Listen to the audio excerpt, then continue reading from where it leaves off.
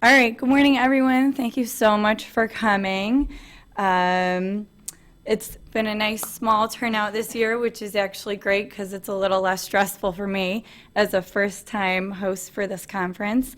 And next year is our national meeting in Chicago, so hopefully we'll see all of you there. I'll be speaking there as well. And then in 2017, we'll have another regional meeting here, which will hopefully grow larger in number every year that we have it. I am just going to speak for a few minutes or so on something that is, to me, a very big part of ACC and really important. I feel like people need to be aware of tone of voice. It, for me, is the biggest struggle with ACC. I found out I had the ACC when I was 19. In fact, my whole family did. We didn't know about it until I had an MRI for college for something else. And it's one of the biggest things that I've been working on, and I still work on it. I know sometimes it drives my husband crazy.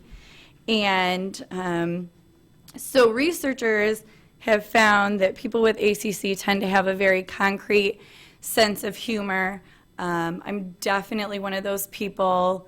I don't really get sarcasm very often, and when I do, I just don't think it's funny, which again drives my husband crazy because he'll try to be funny and I'll just say, no, it didn't work. So it's interesting to me because I feel like almost childish humor and jokes, simple things are what I like and I find funny. I also really like the comedians that at this point of my life will talk about things that very much relate, like children, when those children drive you crazy, because I'm also a mother. And I just think that, hearing about someone else's child is driving them crazy like mine does, I find that very funny. And relatable. When ACC people hear others' tone of voice, I think it is one of the reasons that we have such difficulty socially. When we understand it, now I can't speak for everyone in ACC, but I know with my experiences, like different emotions, some are easy. Happy is happy, excited is excited, sad we can usually tell is sad, and then it starts to get a little tricky where like sometimes if people are acting scared, people with ACC may think like they're joking or they're kind of messing with you. You're not really sure if they're really scared or they're just fooling around. When you're mad, we think you're mad. When you're tired, we think you're mad at us. And when you're silent, we feel like you're mad at us. So that's where we start to kind of panic and freak out. And I think that's where a lot of anxiety and stress with the disorder comes from, because we begin to wonder, what have we done wrong?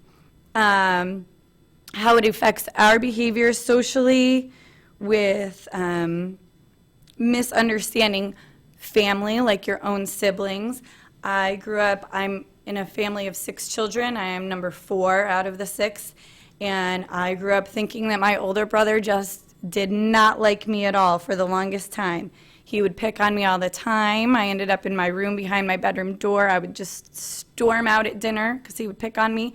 And I just spent most of dinner behind my bedroom door, upset.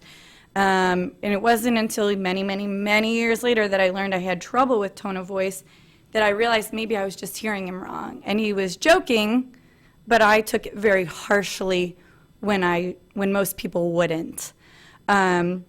Misunderstanding friends with tone of voice can be stressful.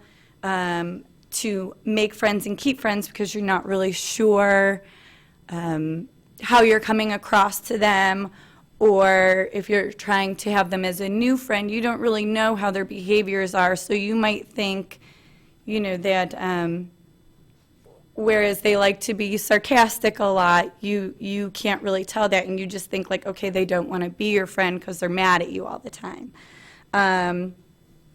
I have just very few friends. It took me a few years to realize to be content with that. I used to stress out about trying to make this person my friend and that person my friend, and it really isn't worth that big of an effort. I've broken it down to that I've always had 3 really good friends. I have one friend that is still my best friend that I've known since she was a year and a half or 2 years old. And then I did have another best friend that I met in middle school who unfortunately has passed away, but, wonderful way my husband has very much filled that void, and he is my other best friend. And then my third best friend kind of will change over my stages of life, and I do have a very good friend that was a teacher, is a teacher, and also has a child the same age as my older daughter, so we're very good friends. My best friend that I grew up with, though, has informed me that she always thought it was odd that out of all her friends, I was the only one she constantly fought with. And she somehow, we just always worked it out. We would be very angry and we'd go our separate ways for like a day or two, and then the next day we were back playing together. I think it's mostly because we acted a lot like sisters, and we still do. And then there's misunderstanding your own kids. For me, this is a big one. I have 2 children. One is almost 5, and one is almost 2 years old. The 5-year-old, to me, the tone of voice that I get is that she talks to me constantly rude, mad, or like she's super annoyed with whatever I have said to her. There's a point where we had major behavioral issues with her, and my best friend, who's also a psychologist, I called her up one day and we were talking about it, and I said to her, do you think I could possibly be the problem in the situation and not her? And so we decided that the next day, no matter how my daughter spoke to me, that I would pretend I heard her voice as soft and loving and obedient, and I would stay calm and do the smile and nod a lot. And I would not say a word when it takes her 10 minutes to climb into the car and get buckled in, because that really drives me crazy. And my daughter ended up having a perfect day with no tantrums at all. I kept doing this. She kept having better and better days, and now we rarely have tantrums from her, because I realized that I was actually frustrating her by constantly assuming that her voice, something was always wrong. She was always mad at me or annoyed with me, when really it was probably just a normal 4.5-year-old's voice. And who knows, maybe they really are always annoyed with you, but that's a normal 4.5-year-old. And then misunderstanding my spouse, which I kind of talked about earlier. We recently, even just a few months ago, had some struggles with my tone of voice, where when we first met, I was always very upfront with him about my ACC from the beginning. We knew if we wanted our relationship to work, we had to communicate well.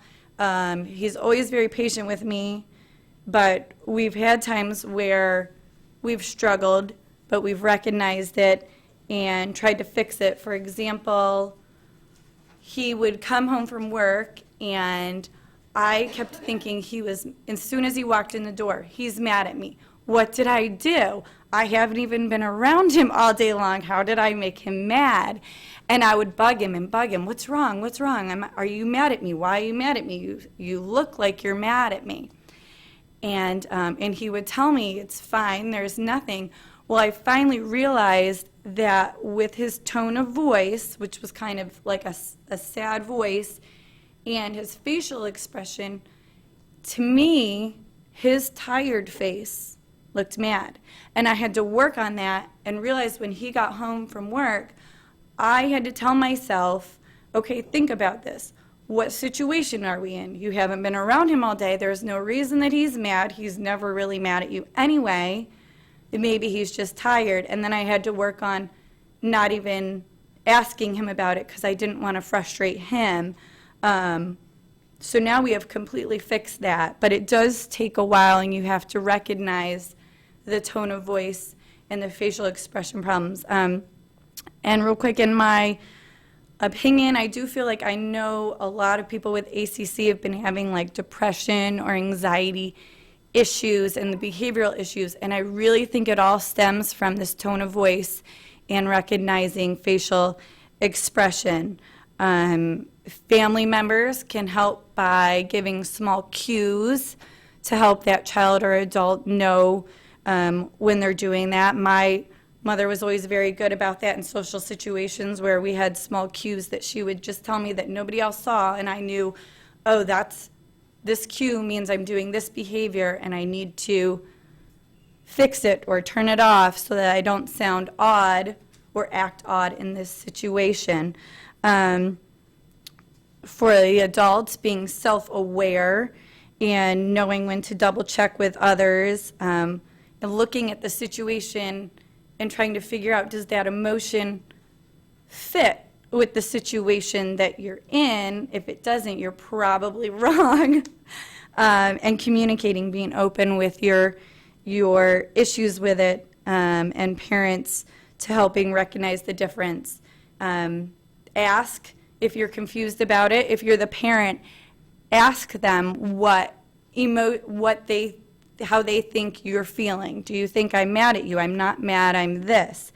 I have a younger daughter who's almost 2. She also has ACC. She has partial, and that is actually the biggest concern for me right now is tone of voice and my facial expressions. I work very hard on making my emotions clear to her because my biggest thing is when she gets older, especially teenage years, that we are just going to butt heads because she's going to be mad at me and I'm going to be mad at her, and we're both going to be miscommunicating. So I'm trying really hard to be more aware of it myself and how I act, and to help her recognize the different behaviors.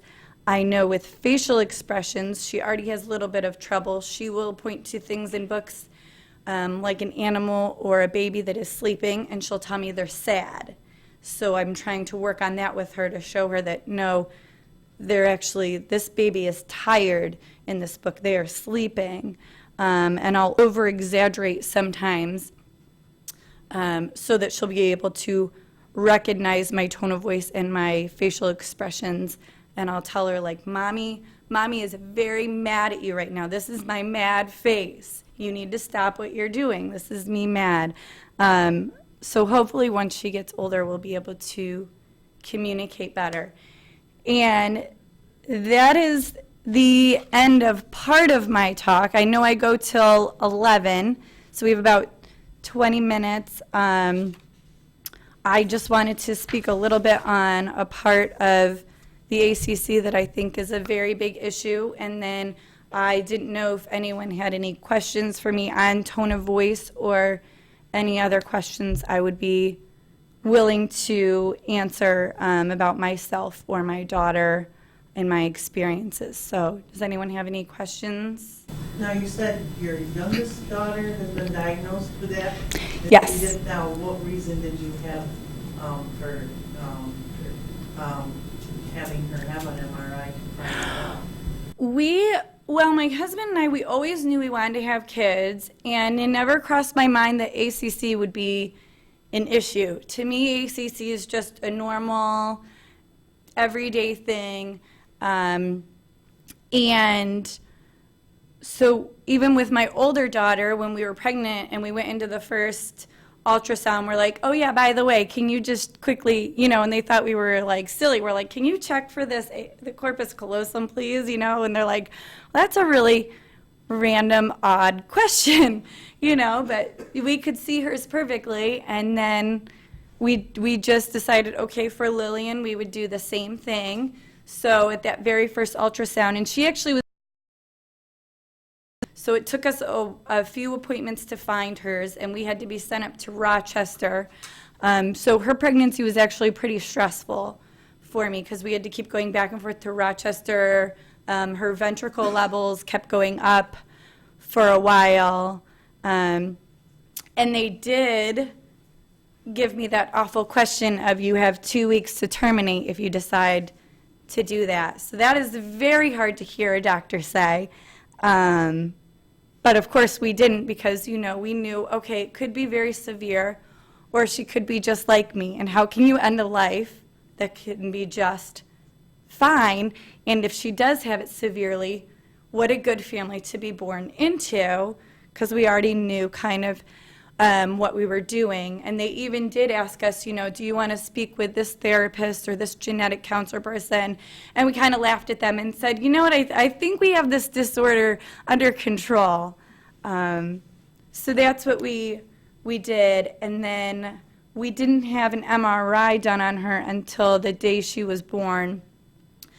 Because they wanted to do that they do that kind of MRI where they actually shut down the mother's organs and you're on like a life support thing and so that nothing moves. And we just didn't feel that for our situation it was very safe. So once she was born, because we wanted to find out if she had any other issues with the ACC, we asked them if they would just try to do it the best they could while she was just sleeping. So they agreed to do that. They gave her some formula. They said they strapped a pacifier to her mouth, and they said she didn't move the whole time because she just slept through it. So we were able to get some great results from that. So does anyone else have a question? Or? Sure. There were no other issues at birth, right? Just the knowing that she had the Washington's. They, at first, it took her maybe a few hours before some of her, what did they call it? Her tone, like her body movements, her arms and her legs kind of got the hang of moving around. They said she had low tone for a little while, so we were a little concerned with that. And we did have to stay in the hospital for 4 days because she was pretty jaundiced. So she was under a light, which is pretty stressful for a mom that can't hold a baby for 4 days. But she did great through it. So, yeah. I asked that our granddaughter had a diaphragmatic hernia along with Washington's. And she's 7 years old today. She's not developing. She's 8. She's very small. Not developing like she should. Issues with her control. She walks, thank God, they got her early intervention. But the diaphragmatic, I don't know if the diaphragmatic hernia did damage, or maybe she lost oxygen. They were not aware of it before birth. Okay. The mother did not believe in the amniocentesis at the time. So they had none of that done prior. Right. So I don't know if it's related in some ways to her condition, or maybe worse, because she's behavioral. She's pretty good, but she does have hair pulling and other things that are Very strong. Yeah, she grabs. She doesn't let go. I do know that with ACC, low muscle tone is one of the big effects. I myself, I can tone my muscle, but I can't gain muscle. And I do have very, my grip with my hands is not super strong. Even when I feel like I squeeze, I can tell that I'm barely squeezing my hands. I know, I think it's called an endocrinologist, that a lot of people have done, because I have heard other people say that their ACC child is not growing at the right rate and they're very short, so they do go see that kind of doctor. For myself and Lillian, we haven't really gone into any of that, mostly because my family genetics were just short anyway, so I just assume that we're just short people. So, and she did, we were kind of surprised because at one point in her first year, they said she was in the 75th percentile for height, and we kind of, my husband and I kind of made a joke of like, wow, who did she get that from in our family? Because we're all so short. Did that answer your question at all, or? I just wanted, Okay. she has no other issues, your daughter, and just, Not that we have seen yet, but she's only about 23 months old. I am mostly expecting her to have like the tone of voice and some social issues and just some trouble with learning in school, but you never know. Like I said, I have a little bit of low muscle tone, and I know for a long time I had kind of balance issues. I would run a shoulder into a door frame quite often just because spatially I thought I was clear, and I would just go ramming through it and run right into it. And every once in a while it still happens to me, but I'm a lot more aware of it now. So, does anyone else have another question? Or we have about 10, 15 more minutes. Yeah. Have you talked to your older daughter about the condition at all? We have. We don't hide that I have it. She knows very much that my brain is different from her brain. She knows about these conferences. She calls them my ABC conferences. Mom, you have an ABC conference today? So, and we do have the ACC and Me book. I don't know if any of you have gotten that book. It's very good for children for understanding what ACC is and how it works. One of the researchers, Lynn Paul, and, what is the other woman's name? One of the, what? I'm trying to think who it is too. It's Schumacher or something like that, but I'm not sure her first name. Wrote the book. The one lady, Lynn Paul, is the researcher at Caltech, and the other woman is she is like an advocate. Her son, who I think is a couple years younger than me, also has the disorder. Catherine Shimola. Yes, yes. It's a very, very good book. We have it about age 4. I think it was around age 4, was about when we showed it to my oldest daughter. And she understood it because it has pictures and it shows, 2 cities where one picture has bridges to get the cars back and forth, and then the other one has boats, so you kind of have to wait, and only a little bit of information can go at a time. And it was very easy for her to understand. And then we did go back and forth, my husband and I and some of my family, about if we wanted people to know that Lillian has it. And we chose to not really let close relatives and people that would interact with her every day know, so we actually put the book up high on the shelf, and we don't talk about it to my older daughter. She doesn't really know that Lillian has it, and when we talk about it, we just say, okay, Mommy's brain is different from Natalie's brain, and I just kind of leave Lillian out of it for now. But I think she does understand it. So, does anyone else have a question? Now, did you say that Lillian, that she's got the ventricles that are, She does. One is, I want to say they're 21 and 17 or something like that is her numbers. At one point they stopped going up, so we didn't, once they kind of stopped moving, we weren't really concerned about them. I know that mine, I don't know what my numbers are. I know mine are not normal either, but I don't usually have any problems with them. So as long as hers weren't going up and up anymore and they kind of like leveled out, we weren't really concerned with it. So I do know that they are abnormal for a normal person's brain, but they are not abnormal enough to be concerned about them for her disorder. So.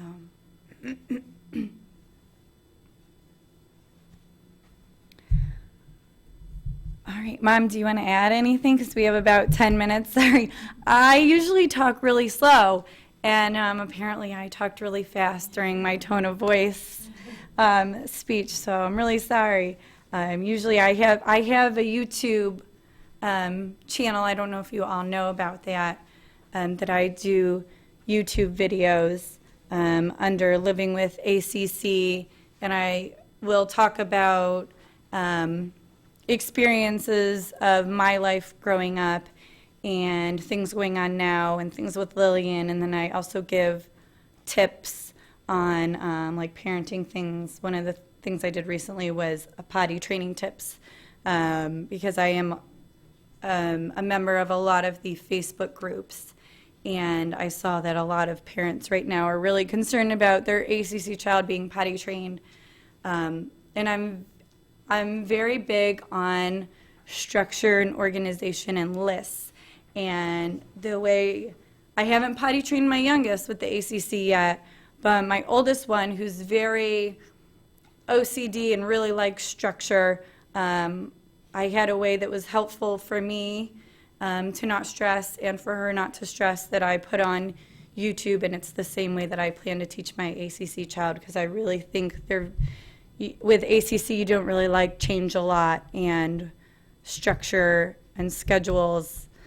We started day one. When they came home, there was, everything had an hour that something was being done. So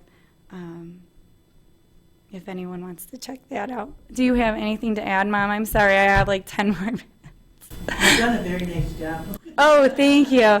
Thanks. I'm My daughter a little nervous. on YouTube, and that's what she said. She said, "Oh, Mom, there's a lady. She's the lady that's on YouTube." Yeah. Yeah. So, just from what because we got Bailey's 3 months old. So Yes. She said it was she really enjoyed watching you and listening to you on YouTube. Oh, excellent. A lot of questions, that concerns, that we've had. Because like all the doctors, they go like, with this condition, you can meet a person, they said you would never know. Right. They had a thing wrong, and you're an example of it. Yeah. They said unless you did extensive diagnosis, you would never know that they had this. Right. And that does happen to us when we had to go to Rochester to meet some doctors for Lillian, and we had like one doctor specifically came in. He was trying to talk to us about the disorder. Then he's like, "Well, I don't know very much about it."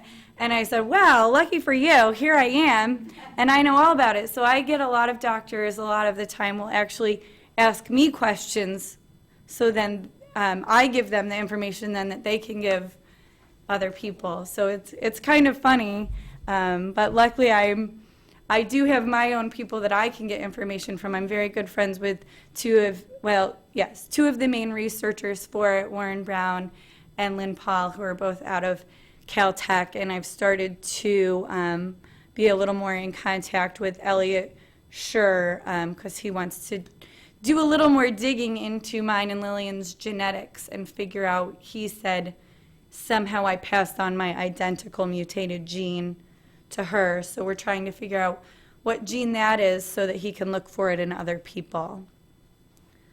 So. That's exciting, the research for it. Yes, it is, and it's neat. It's really neat to be a part of it and to help with it and, learn more, and I think having been part of it makes having the disorder, for me, much easier. And it's just kind of an everyday thing that I, honestly, I didn't really think about it too much until we had Lillian. And then I said, oh, okay, maybe I'm supposed to pay a little more attention to this disorder because, here we've been given this child that has it, and maybe we need to speak out a little bit more. And then, so I thank you so much for watching the YouTube channels. I really do. I try the best I can to help and answer questions and talk about problems that I think people really want to know or need to know. I mostly don't want people to be scared of the disorder, because I do feel like a lot of people, as soon as they hear about it, panic. And sometimes I feel like there's really not much to panic about. You know, a lot of with the ACC is just social issues and a little bit with like slower learning abilities. And I want people to realize that they can handle it if their child has it, or if they have it themselves, that they're not alone, and we are this growing group that is there to help each other. So does anyone else have any more questions? We just have a couple minutes, and then we'll take a little break. What's that? I have Sure. one more. Sure. You didn't find out till you were 19. Mhm. Looking back, was there anything in school that you noticed that you had more trouble with, or would you ever need any extra help? I did, but it was normal for us. Like, I had a math tutor all through high school, but all my siblings had math tutors. That's just what my family did.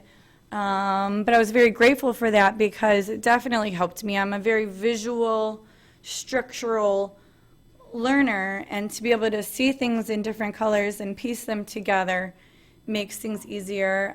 I do know that my parents, when they found out I had the disorder, went back and said, oh yeah, this is why Kathy did that odd behavior and that odd behavior, and this took her longer.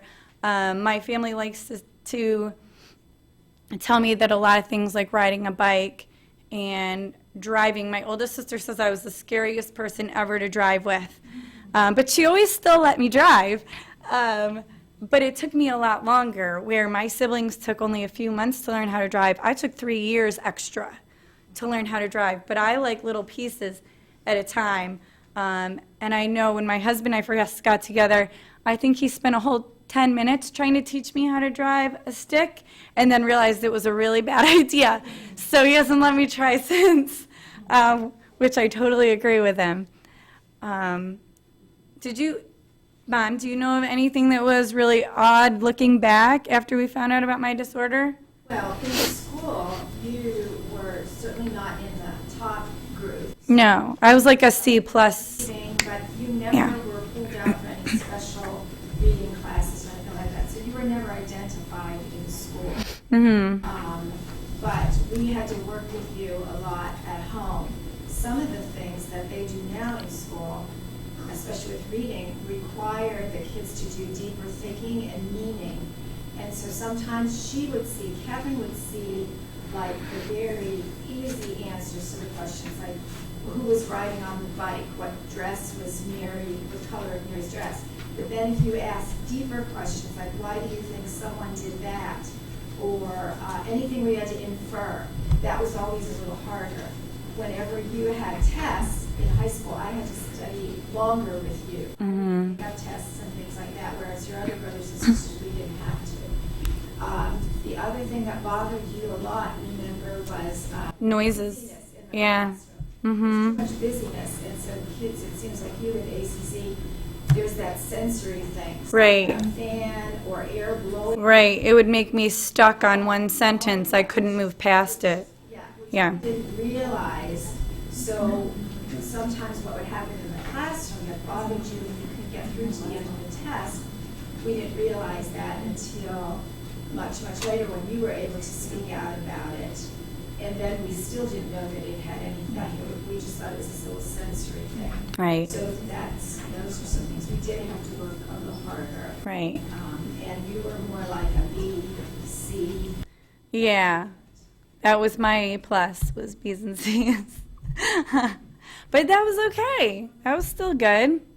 You know, I was happy with that. And I know once we found out I had the disorder, I was actually very, very relieved, and thought of myself as actually a very smart person. Then, instead of this struggling, why can't I keep up with my siblings, I then realized, okay, for the disorder I have, I'm actually very smart, and then that made so many things so much easier on me. Right now, it is 11 o'clock, so I'm going to end my session, and we have about 10-15 minutes if you want to use the bathroom or check on your kids or get some coffee or a snack, and then we are going to hear from an AIM representative that will talk to you about like transitional living and some different things to help when your children get older.